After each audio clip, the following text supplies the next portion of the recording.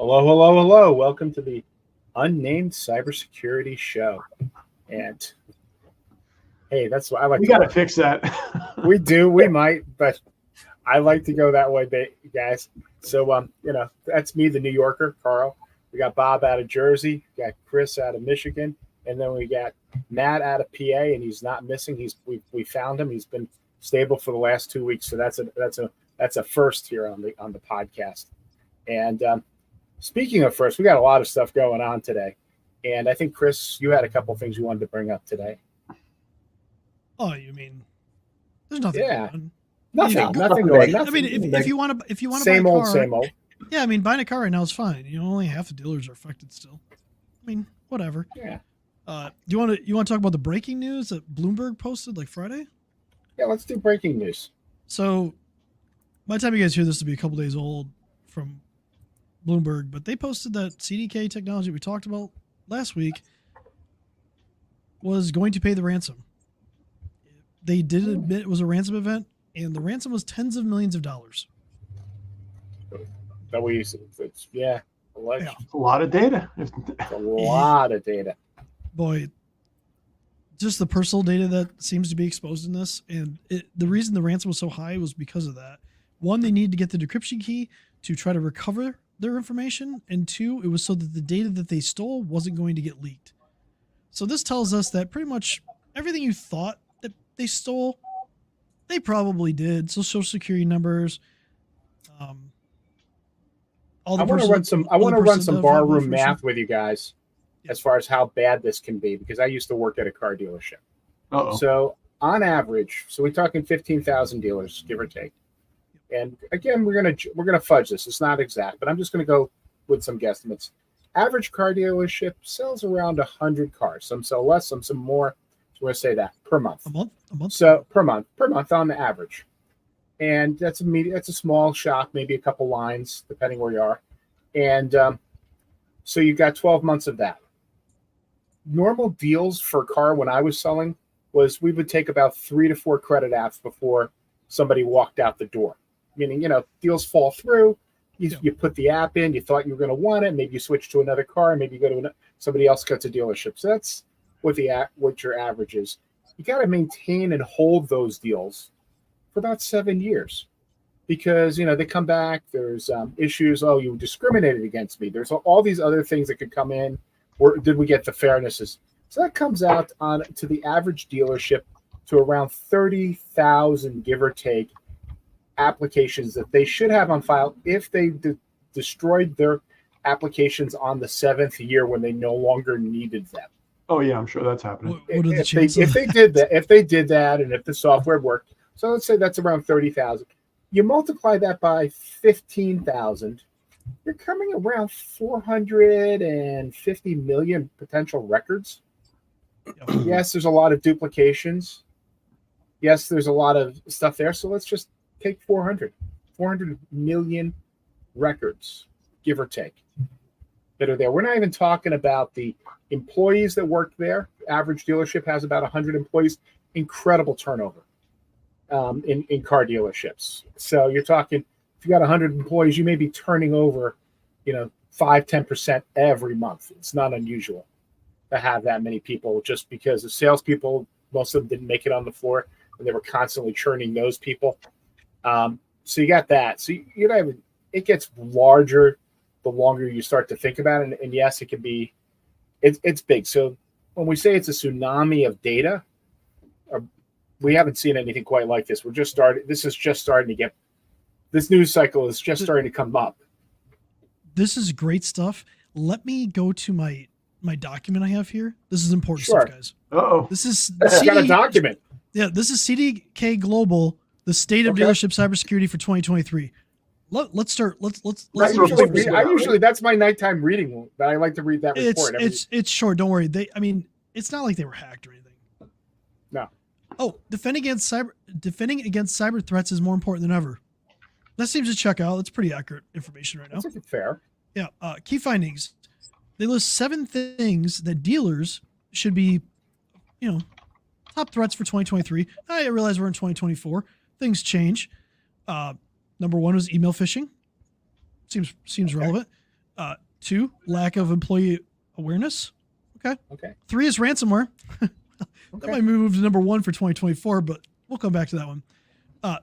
4 is PC virus or malware. 5 is theft of business data. Oh, well, 5 and 3 kind of go together. Ransomware and theft of business data.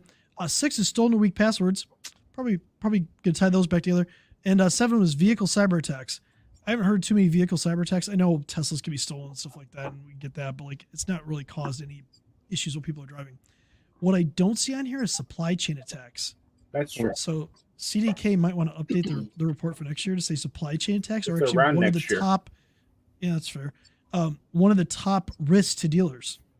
So I'll be interested to see when they put out their 2024 report, if they do, if supply chain attacks goes number 1. You pointed out something really interesting there, Chris. You said when we're talking about ransomware and client data, why are those two linked together? Well, I mean, if you're a threat actor and you're trying to get money, you hit them with ransomware. Okay, cool. Can you recover from it? That's the first thing they're going to say. Oh, we have backups. Cool. Yeah, but during the ransom part, we already exfiltrated your data. So now we have your data. So let's hit you with a double ransom, double extortion. So do you want the decryption key to get your data back? No? Cool. We still have the data. So now you need to pay again so that we don't leak the data, which doesn't always play out well. Shouldn't trust criminals. But the group that they got hit by, we didn't even talk about that yet. Yeah. Is allegedly called Black Suit Ransomware Gang. And most people have never heard of Black Suit. They're relatively new. They came on April, May 2023. What happens in a lot of these groups is when they get busted or they have problems inside the groups, they'll disband, but they'll come back together. And there's always giveaways. Their code will look the same as like what another group was. So these guys really look like they were the Royal Ransomware Gang. They were the ones that hit Dallas, I believe, the city of Dallas. Okay. Yep. A couple years ago. But if you go back further, they really look like they were Conti. And Conti was one of the biggest players in ransomware for a long time. And they had some internal flux. Somebody actually posted their entire processes and procedures document. Well, when the Ukraine and Russia invaded each other, a bunch of Ukrainians posted online. Yeah, they posted like their internal documentation. They had some pretty good processes because they had just like simple people could just go through and run through the scripts and stuff like that and do it. And then they would just pass it off to somebody more advanced if they needed to get more. They had an employee of the month program and a recruiting bonus for ransomware. I'll say this: the employee of the month is probably the person who got them access into CDK. Just saying. I'm sure. Yeah, that's the employee of the year for them. Maybe. So this is what they're dealing with. They're dealing with a very sophisticated group of people, highly sophisticated. They have not been added to Black Suit's dark website yet. That is not. So we're not entirely sure. We're going off of what we've What's heard. being reported. Yeah. Yeah. So that's been reported by Bleeping Computer. Bloomberg reported that they're going to pay the ransom. They said today that today, Monday, that they're kind of, this is the day we're shooting it, they're kind of recovering. We'll see how long that takes. But if we go back to their document, and their document's very important here, they say that the average dealer during a ransomware cyber attack will be down 3.4 weeks. So if they beat 3.4 weeks, at least they beat their dealership impact. Because right now, a $1.2 trillion a year sector is being smashed right now. So, Chris, hold that thought for a second. If we jump back to your top 10, your top 7 list, I was looking at it. Not my top 7 list, CDK Global's top 7. CDK's top 7 list there. And the Black Suit guys typically do compromise people off a phishing email. I saw a report that that's what happened here. We don't know that it hasn't been confirmed. But if you look at their top 7 list, number 1, email phishing. That is true. So it's going to be supply chain tech next year, though. Yeah, it's going to be supply. Yeah. So I do. Yeah. I'm sure there's about 15,000. I'm sorry, I didn't mean to cut. Do you have anything more, Chris? I didn't mean to cut you off with that. No, I was going to say from the standpoint of like this whole situation that they're in. I mean, I'm making fun of it because they posted something, which is valid. I mean, dealerships need to worry about this stuff. But when you sell cybersecurity to dealerships, and then you're hit with something like this, and it sounds like, and we don't know. We know they tried to come back up on Thursday, and they shut it back down because they got a cyber attack. And some of the rumors that you read online, again, rumors, it really looks like they prioritized bringing the company back online without following through on incident response, like proper incident response. Again, the rumors, and I get that. And this is a sophisticated gang, so you gotta take that into account. But this is what they're selling to their dealers. This is what they're selling to people. They're literally on their website. They're selling this stuff. They're putting reports out there. And then you dive into how their business works with like the always on VPN, and there has to be admin credentials and all of this stuff. And it's like something doesn't add up. And unfortunately, some people's livelihoods are affected by this, and it's really sad. And it's something that they need to take into account. But I don't know. It's, again, U.S. auto industry is like $1.2 trillion a year in sales. Yeah. What impact is this going to have on that? It's going to be huge. So we're talking about 15,000 companies, guys who worked and gals that worked to build these companies up. Yep. And look, CDK wasn't really cybersecurity first. Their real thing, they threw this in as a bolt-on product.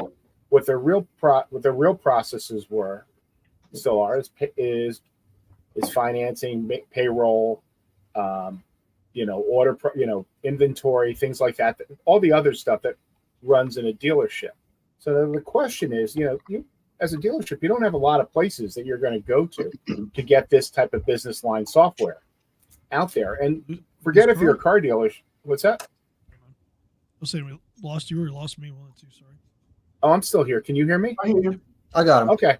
All right. So whether you're a car dealership or an accounting firm, law office, there's every business that's running a significant business is going to rely on some form of business line application. And the question is, what could they have been doing, and what should you be doing to minimize what happens? So God forbid, your business line application gets compromised. What can you do as the end user to protect your business? What should you be doing? Should you be relying 100% on one resource? It's nice to have everybody likes to say one throat to choke. Well, I mean, look, we all run businesses. How frustrating it is to have multiple vendors, right? It can be incredibly frustrating when you're trying to solve problems for people and you have to use 10 different solutions to do it. So I get from a dealer standpoint of trying to consolidate down to one vendor. It's just like, to your point, it's incredibly dangerous to do that. You are relying on them to do everything right. And we don't know how, like, let's say you do cybersecurity with CDK. They're probably outsourcing it. It's probably not part of their actual, and maybe I know they're owned by private equity. Maybe it's part of their private equity. Maybe it's some other company in the private equity group. But it's something that when you start reading into this, like, to your point, a lot of these dealers didn't get IT and cybersecurity from them, and a lot of them put controls in place to really minimize the impact of what if CDK was hit. But what about the ones that didn't? And I think that's the scary part. But here we are. It's actually just kind of sad. It's one reason I haven't had much to say. I mean, the whole scenario with how many people are employed that might not get paid long term. I mean, we'll see how this plays out. It's just sad. There's no other way I have to put it. And we didn't even talk about Crown Equipment. They make forklifts, and they were hit with cyber attack, and they're saying that basically hourly employees were told to go file for unemployment. This happened in the last couple weeks too. So it really is catastrophic to these companies, to these communities, to these people. And I don't know. I mean, like, we're here because we want people to understand this. We want to help people avoid this. The unfortunate reality is is as consolidation gets more and more in certain businesses, there's only so much that we can help you do, and there's only so much that you can do yourself. You can have a security program. You can do everything right. But if you're relying on something like this to run your business, there's going to always be a risk that something could happen to them that could take your business down. And kudos to the dealers that could go back to paper like as fast as they could to keep going, to have those processes and those procedures in place to when they had this incident that they could keep their business going. Because how many didn't? That's something we don't know yet. Well, going back to your point, Chris, I mean, the dealers, if we have businesses, we've run into businesses where they'll run everything inside of Google. They'll run it through a Google workspace, so they'll run it through an Exchange space. And, you're looking at that, and that may not be a business line application, but for that business, it really is, because that's where all their data is held and everything else. And still with that, we're talking about, having redundancies, having another vendor who backs up that software or that data. So at least you can connect and make the phone calls and spin into another computer or something if you had to. Those are, what you're working with is separate. When you're working with an IT team, even if it's from the business line application, they should be asking questions. Okay, what happens when everything goes off? What happens when that most trusted application, what is your plan? And if you don't have that, you really should be talking to somebody like us as far as putting together something like this. Because we understand, like you said, too many vendors, it's headache. But if you don't have some plans in case, if you're dependent on these people, these are the programs that are bringing in the money. And you don't have a plan for, God forbid, one of these guys, we've been throwing the word supply chain attacks at them. For those who are not technical, that just means CDK is a supply side attack. This was something that was in the chain. That car dealership, XYZ, could have had the best security in the world, but CDK, which was their supplier, got corrupted, and basically the whole chain of bringing in the money has been affected. So then the question is, how fast can they react and get back up? And some dealerships are up, I'm sure. Yeah, I mean, if you use supply, you could talk. It's anything in your supply chain. So how do you conduct business? I mean, Microsoft 365, Google Workspace, QuickBooks Online for a lot of people, SAP. What if happens? Like, pick something that you rely to run your business on. It could be supply chain tech. I mean, we're almost to the 3-year anniversary of when Kaseya got hit, and it took down companies from ransomware. It took down IT providers for about a month. Yep. Because they took Kaseya offline completely, and that was a supply chain attack on what we do. I'll share a funny story because this is not funny for me because it's affecting me. But let's talk about an incident. An incident happened to me this morning. I went downstairs and my basement was flooded, and I have a sub pump.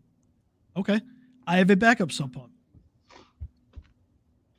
Right? So my plan was, if my primary sub pump fails, my backup works. Turns out, when the float gets stuck on your backup and your primary fails, your basement floods. So Chris, yeah, could it be what you're getting at is that it's important to test your backups and your sub pumps? Well, I mean, the sub pump's electrical. I mean, it's going to fail somewhere, right? But for my water one, I do test the flow like every quarter, and I did, and it just got stuck. So our basement had a bunch of water in it this morning. So my point is, I had an incident. I had a plan. I had a backup. Everything failed, and my incident response plan was calling a plumber because I couldn't get the damn pipe off the old sub pump because I couldn't find a pipe wrench that would fit it. So, and then that's where we're at. And my wife is at home cleaning up the basement while I'm working and making a podcast. So, but sure, now this is going to end well for me. But now your sump pump plan is to have an extra wrench that can fit that sump pump. I'm assuming that's. I'm going further. I'm going to have another. I did have a sub pump. I had a backup sub pump ready to go. Right. I don't know what I did with the pipe wrench. Anyway, I'm going to actually get PVC, everything, put into the new sub pump and have it ready to go that I could drop that thing in there without even replacing the I'm Sweet. going deep on this one. Yeah. Yeah, this is gonna be epic. And I am not a plumber, so this is gonna be fun, to say the least. But that's my story. I'm gonna start using this as an analogy because it really does illustrate what can happen. The Even legend when you of the plan sump for pump. things, Yeah. stuff happens, right? Yep. You can plan for everything. You can have a backup plan. You can have everything you think in line, and then you test your plan when your sump pump fails and find out that there's still some gaps that you need to address. So I need to address Do you feel like you're in a better place to have had those sump pumps there than not to have had sump pumps or anything, and you would have had a flooded basement? My basement is flooded, but it actually in less than 10 hours, my basement probably had about a half inch of water. Mm. So that's why I had a backup. Excuse me. So, you know, Okay, well, we better cut this short so you can get back home. And Yeah. Yeah. bailing Yeah, out. and you can. I brought the dog Yeah. with me just in case so that the plumber could come and help us out. So we're good. He's chilling. Sure. But have a plan, test your plan. Your plan will fail at some point. Modify plan. There, we should have summed up with that. Simple. Hopefully like next week we can simple. talk about something other than CDK, by the way. I don't think What's- so. It's going to be. We're probably. This is gonna fester. We haven't gotten half the story out. Yeah, But anyway, this is gonna be interesting.